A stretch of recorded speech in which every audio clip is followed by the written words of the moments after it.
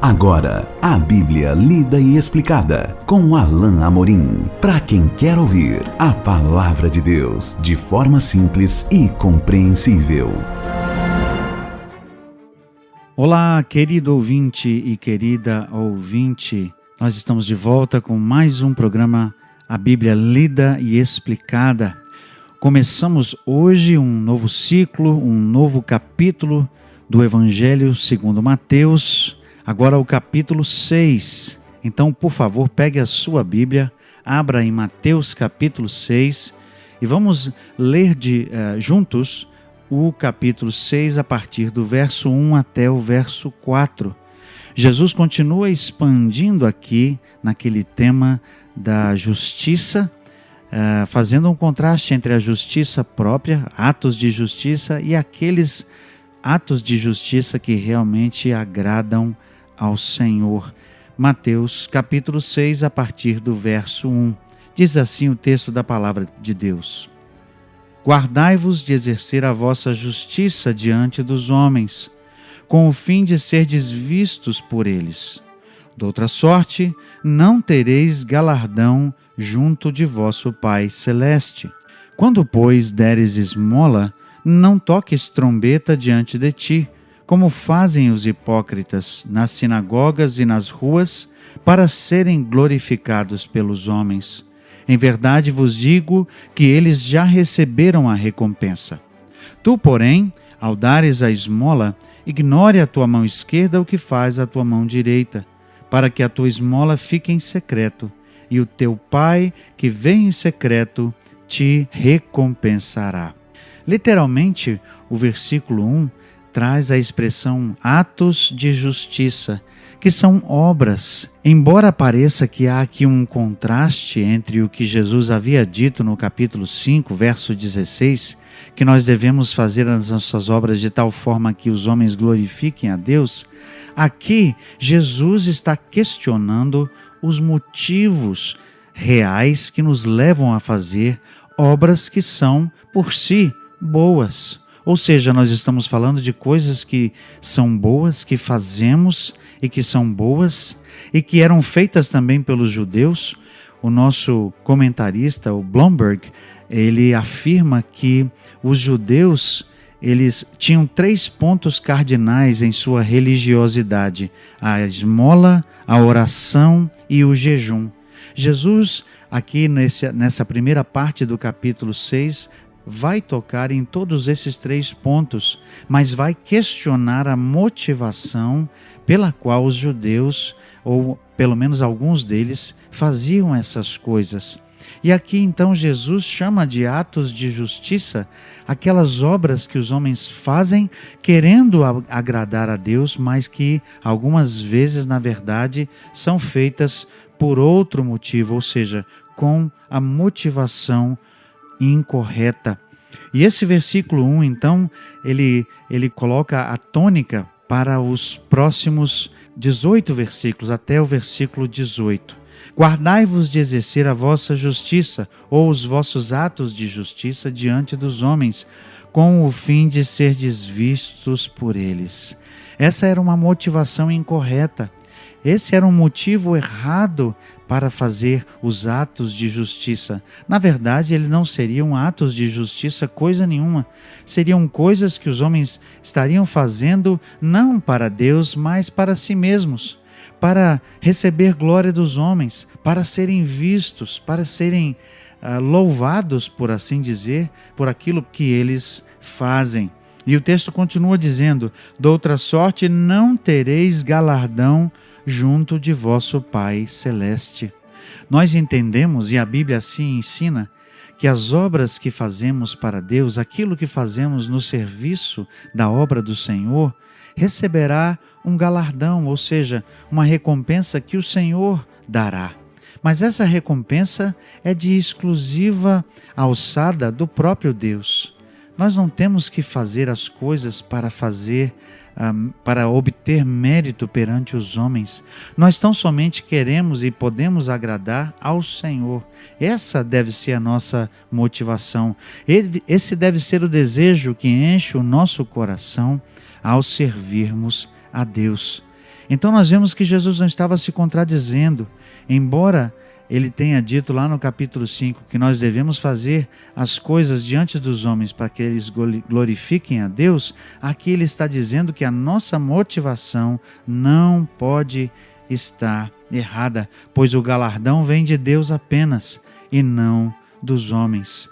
Por isso, lá no verso 2, ele faz o contraste do que estava acontecendo naquela época. Quando, pois, deres esmola, não toques trombeta diante de ti, como fazem os hipócritas. Não é possível que literalmente isso estivesse acontecendo, como se ele estivesse soando algum instrumento que fizesse chamar a atenção para eles no momento da sua esmola.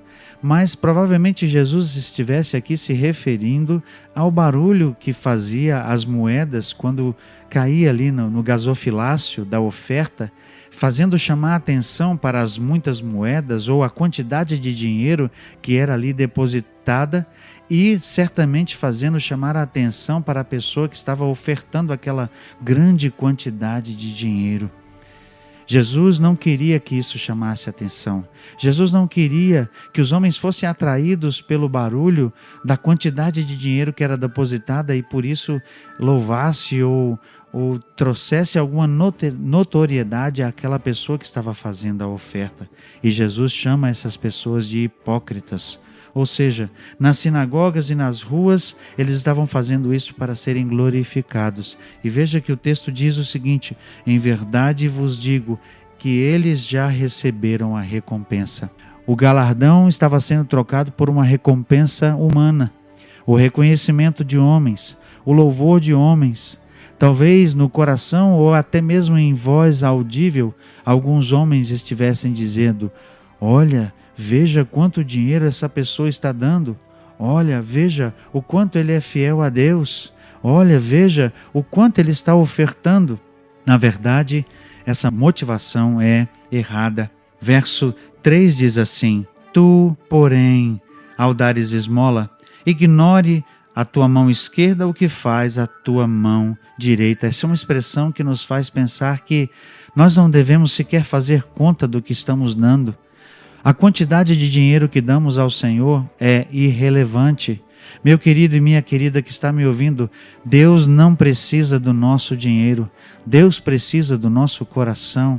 Ele quer um coração grato. Ele quer um coração que louva a Deus, ainda que o dinheiro seja pouco. A nossa oferta, a quantidade de dinheiro que entregamos para Deus é irrelevante. É certo que Deus pode fazer muito quando nós damos muito, mas também é certo que Deus pode fazer a sua obra com o pouco que ofertamos.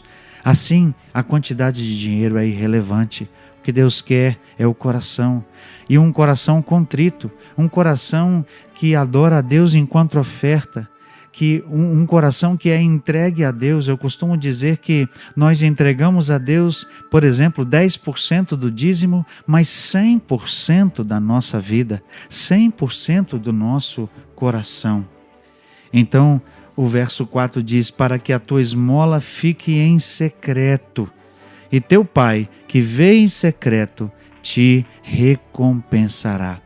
Essa é uma expressão que vai aparecer aqui nos 3 contextos em que Jesus fala da esmola, agora, depois da oração e do jejum. Teu Pai que vê em secreto. Era importante que os discípulos entendessem que aquele que recebia a oferta era o Senhor, não eram as pessoas. E Deus estava vendo no secreto. Deus conhecia o coração. Ele sabia se aquilo estava sendo dado de bom grado ou não. Ele sabia o valor daquela oferta. Como, por exemplo, quando Jesus observou aquela viúva que deu 2 moedinhas. E Jesus então diz que ela deu mais que todos os outros. Por quê?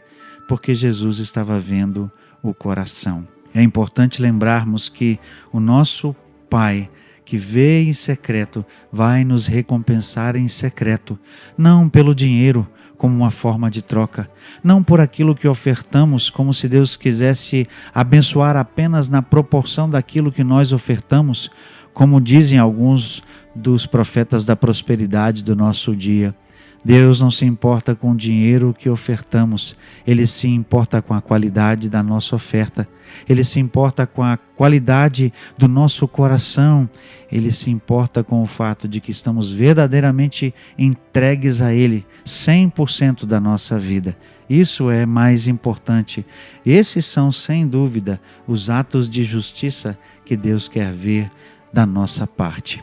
Nós vamos continuar no nosso próximo programa a falar desses atos de justiça que Jesus está aqui trazendo no capítulo 6 de Mateus. E até lá, que o Senhor te abençoe e te guarde. Acesse agora nossa plataforma e baixe os podcasts www.rede316.com.br. A Bíblia lida e explicada com Alain Amorim.